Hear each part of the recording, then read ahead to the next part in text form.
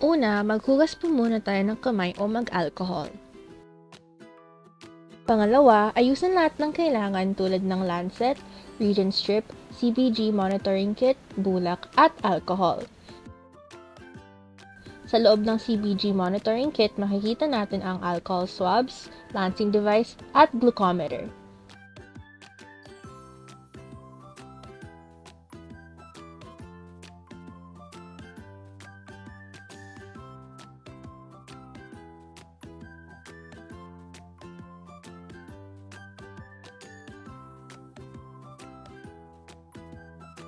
Ang gloves naman po ay optional lamang.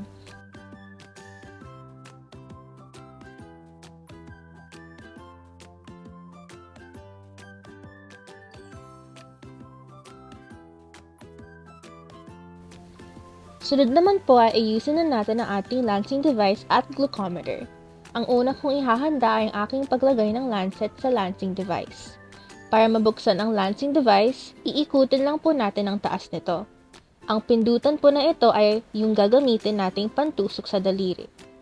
Ngayon, kunin ang lancet at ipasok sa taas.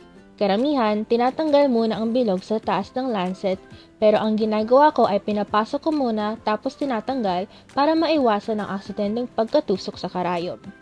Sunod naman po ay mapapansin nyo na may mga numero sa taas.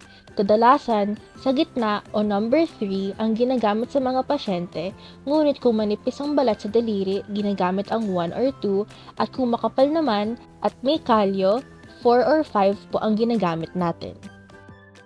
Ihanda naman natin ang ating glucometer at Regent strip. Kumuha ng isang Regent strip at ipasok ang mas mahabang bahagi ng strip sa glucometer. Otomatikong magbubukas ang glucometer at maaari na natin kunin ang CBG ng pasyente.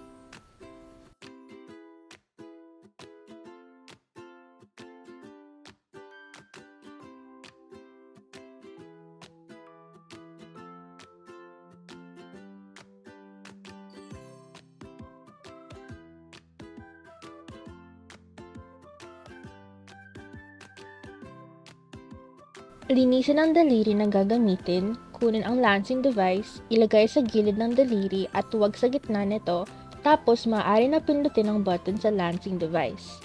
Punasan ang unang dugo na lalabas, tapos kunin ang glucometer at itapat sa pangalawang tulo ng dugo na makukuha. Kailangang sapat ang patak ng dugo upang masakop ang test pad sa Regent strip. Lagyan ng bulak ang daliri at diinan ito. Ilagay ang lancet sa tapunan ng karayom o pwedeng alternatibo ay ang bote.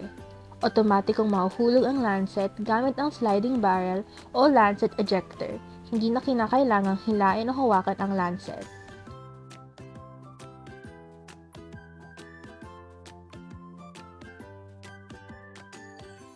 Para naman po sa Regent strip, ganun din po ang gagawin natin, ngunit hindi na po kailangan sa Sharps dispenser.